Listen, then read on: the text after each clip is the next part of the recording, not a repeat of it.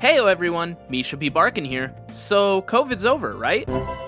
Well, in the wonderful country of the United States, apparently we're pretending it is. So, since we're faking it to make it, furry conventions are starting to come back. One of the earlier cons was Megaplex 2021 in Florida, and today we're going to be looking at what happened that weekend. I'm going to throw a content warning on here for the video ahead, as this video contains talks of sexual assault. If this bothers you or causes discomfort, feel free to choose another video, but I feel as though it's a very important thing to bring up regarding con safety and protocols. Anyways, I think it's time to hop into the mess that was Megaplex 2021. In case you're unaware, Megaplex takes place in Orlando, Florida, and in 2021 it was from August 6th to the 8th. The con has been going for 19 years, starting in 2002 and replaced a con called Furry Spring Break, after they couldn't reserve a hotel space for the following year. Megaplex has been going since then. I won't dive too deep into the history, as that's not really the important bit. The important year of Megaplex was this year's convention, 2021. Now, right out of the gate, I want to mention that yes, Megaplex happening this year was a horrible idea, and I'm sure we all know why, but I'll get into that later. That being said, the convention canceling for a second year really wasn't an option, and here's why. From my understanding, reserving a convention space within a hotel goes like this. You sign a contract for a set price to reserve the convention halls and other areas for various con activities. This is to be paid after the convention, so when people pay for their tickets, sponsors, VIPs, etc., you are contributing to paying for this contract. Once the weekend is over and the hotel is paid, the process repeats for the following year. This is why when we see cons dip in attendance, they aren't able to run for many years after, as any money that they're short has to be paid directly out of pocket by whatever organization is on the contract. So, long story short, canceling the con would mean either breaching the contract, which is much more expensive, or keeping the reservations and having to pay the entirety of it out of pocket. Both of these are simply not options for a convention that wants to exist for years to come. So, why were cons able to cancel for 2020? 2020 was a bit different. As COVID spread throughout the country, states of emergency were issued, and this meant that conventions had to be canceled, and thus no breach of contract, and the contract didn't have to be paid. 2021 so far hasn't had a state of emergency, even though we probably need one, so no free way out of this contract. Okay, but why did the convention make the contract in the first place? Well, like myself, they almost certainly thought we'd be out of this by then, but the Delta variant has been spreading throughout the US, much like the original strain did. It's also important to mention that Megaplex didn't require vaccines because Megaplex couldn't require vaccines, as the Florida governor Ron DeSantis made it where private organizations and businesses can't require vaccinations for their events. That being said, they did require masks, and we'll go over how well that went here in a second. Now, back to the elephant in the room, COVID. Florida!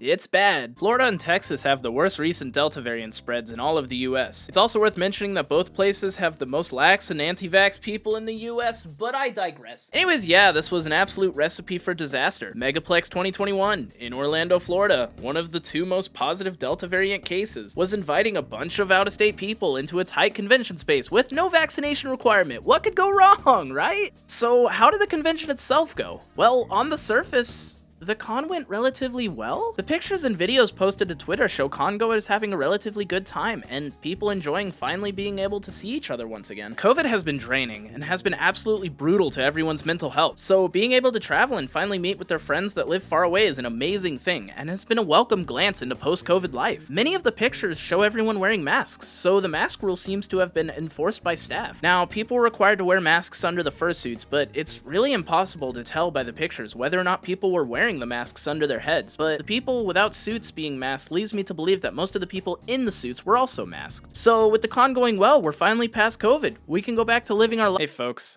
I tested positive for COVID today. I definitely caught it at Megaplex. Taking proper quarantine measures, case is very mild. Please get tested if you attended Megaplex, even if you are vaccinated. I still contracted it, despite being vaccinated myself. Best view. Yep.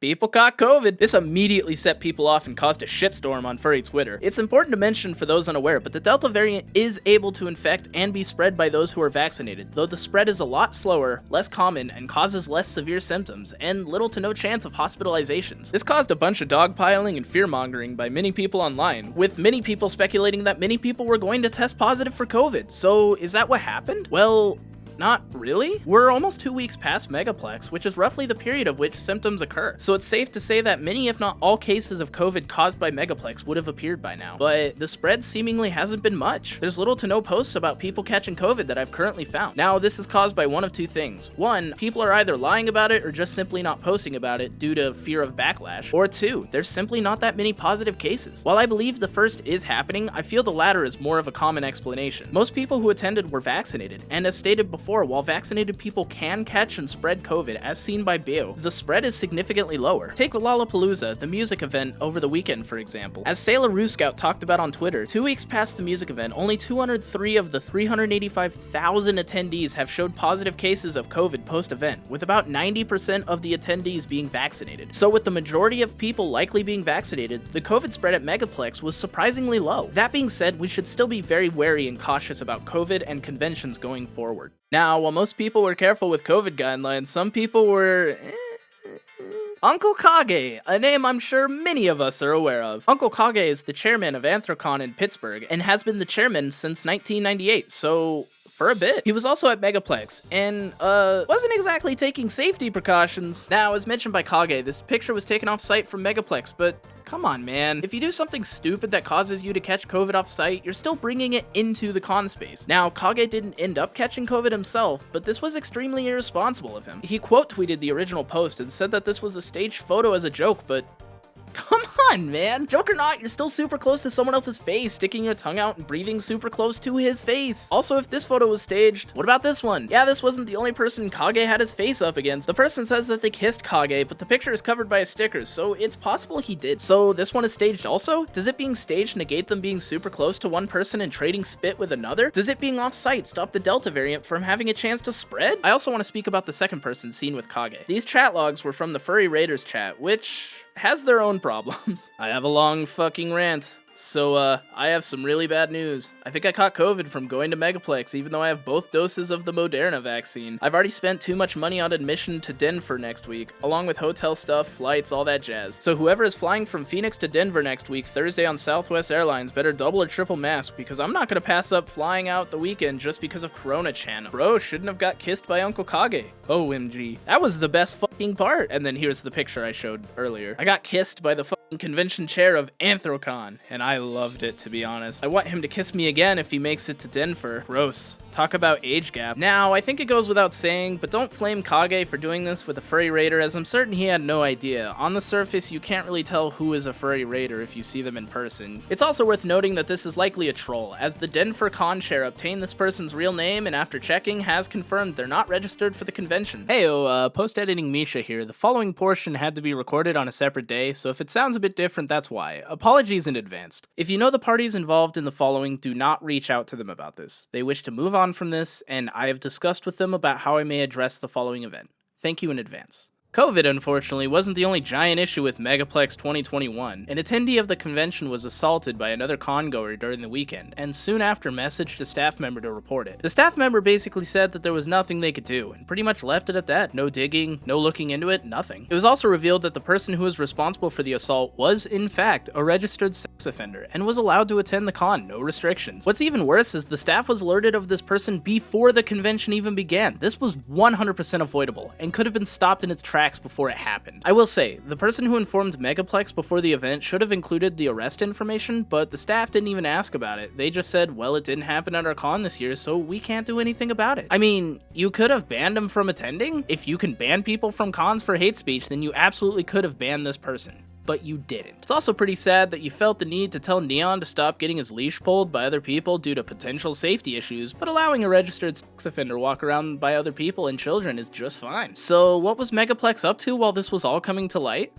Well, they were tweeting their con numbers, of course. But worry not, they did make an apology. So, Megaplex's apology. You can't see it, but I did air quotes while recording this because holy, their apology was bad. Megaplex's goal is to run events that are a safe place for everyone who attends. We are saddened and sorry to hear that people felt harassed or worse during this weekend. This is unacceptable and no person attending the convention should be made to feel this way. As of today, in response to concerns and feedback from our attendees, we are updating our code of conduct to make it clear that registered sex offenders are not welcome at Megaplex. We will also be reviewing our policies and procedures to see what more we can do to ensure the safety of our attendees and staff. To ensure everyone's safety, Megaplex relies on its attendees to report misconduct by lodging an official complaint with the convention staff while in convention space or contacting hotel security and or filing a police report when outside of convention space. After that, we can investigate and take the appropriate action. We are committed to improving the convention and making it enjoyable and safe for all. I think it goes without saying, but myself and many others read this and saw it as extremely dismissive. I mean, we're sorry people felt harassed, lost. Really? So actual assault happened and their apology makes it sound like someone felt uncomfortable. It's good that they mentioned that people convicted of sexual assault aren't allowed at future cons, but the first and third paragraph overshadow this to an extreme degree. Speaking of the third paragraph, they mentioned that you should report the misconduct to the staff.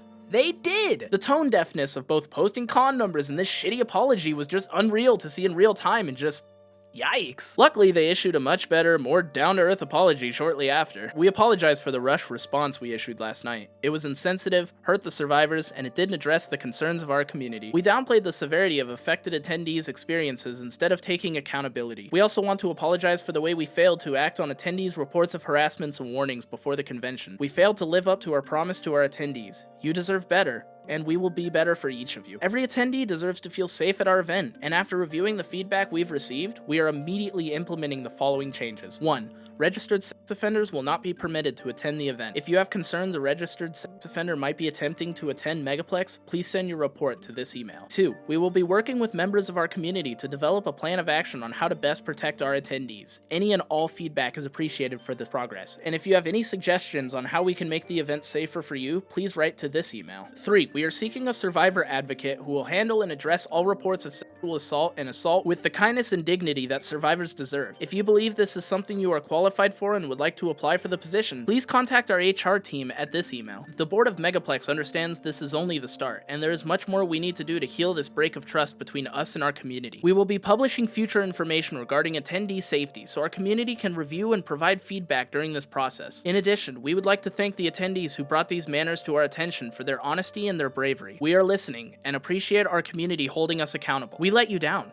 We will do better for you. If you have any suggestions or comments for the board, please email this email. Your feedback is valuable to our convention's growth and improvement, and we look forward to building a better and safer convention experience for the furry community. This apology was much better received by the community as a whole, and definitely shows incentive and an initiative to change for the future, to help protect its con attendees. It's good to see that the con responded in a positive way, albeit it took a while to get here, but I really hope that they mean what they said in their apology. So, what can we learn from this con? Well, first and foremost, COVID precautions absolutely work. Due to masks and vaccinations, while some attendees did catch COVID, the numbers were significantly lower. Future cons, such as Denver and Anthro Northwest, are requiring vaccinations in order to attend, so this is excellent news for those cons, and others that also require vaccinations. We've seen countless examples of vaccinations working, so if you're about to comment anti-vax bullshit, then save it. The other glaring issue was the assault and the con's response to it. Megaplex had many ways to respond to this, and they chose the absolute worst way imaginable. Cons should absolutely ban those with prior records of sexual assault or other criminal records that directly danger other attendees. There's also some attendees at conventions who haven't been convicted of a crime, but who have a consistent track record of making people feel extremely uncomfortable. Take the Chihuahua brothers, for example. I'm unsure if they were at Megaplex, but there's plenty of examples of them being creepy towards many con goers. One of them tried stuffing their plushies into my fursuit mouth. I kept gesturing no, and then I had to tell stop at them. My very first convention in 2009, they were the first people I ever met. One of them punched me in the face while I was in suit with a stuffed Chihuahua and then pretended like it was an angry dog growling. My suit wound up cutting my face. Might I also add, watch out for the striped skunk dude in the wheelchair. Sadly, I don't know his name. Back when I first joined, he yanked me down to his wheelchair and started making out with the muzzle of my suit, like full tongue inside of my suit muzzle. Oh my god.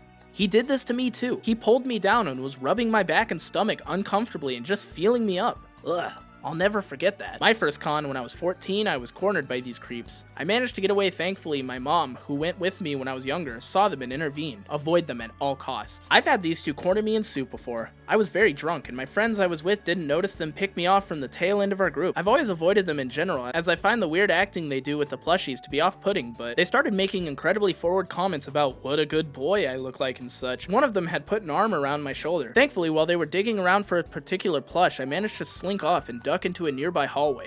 Blech. I had actually forgotten about it, but my very first Anthrocon, I was just barely a freshman in college, and definitely probably looked like I was still in high school. I didn't have a suit, but they managed to pick me off again from a group and had bothered me for a long while. After seeing so many allegations and people discussing it, I have to ask, why are people like this still allowed at conventions? This type of behavior is absolutely unacceptable, and they consistently get away with it scot-free and continue to attend cons in the future. Why is this allowed? Cons need to take initiative and ban people like this from future attendance. Sure, if one person talked about it, they may be lying, but there's many allegations and stories of these two making people feel uncomfortable at cons. This needs to stop. They're not the only people that act like this. There's many people that act like this, and I'm sure many stories about those people that just get ignored. Once again, If you can ban people for hate speech, you can ban people for this. So we're to the end of the video. Megaplex had a lot of things go right, but the things that went wrong far exceeded. We should use the good and bad results of Megaplex as examples and guidelines going forward. Require vaccinations until we're at least to a herd mentality state, and ban those who threaten to corrupt the safety of congoers, so completely preventable assaults like the major ones discussed can be avoided. We need to make sure that cons are as safe as possible, from safety against COVID to keeping attendees safe from assaults. This video had a much more serious tone, so I'm not going to end it with saying to like and subscribe and everything like I normally do. I just hope I was able to represent the events of that weekend without making anyone feel uncomfortable or exposed. It's important to look at this convention and analyze how they handled things and see the rights and wrongs that they did, so that we can learn for conventions in the future. I don't want this to seem like it's for clout or for exposure, because it's definitely not. I just feel this is a topic we need to stop pushing under the rug and we need to actively talk about so that stuff like this doesn't happen again. So yeah, that's the end of the video.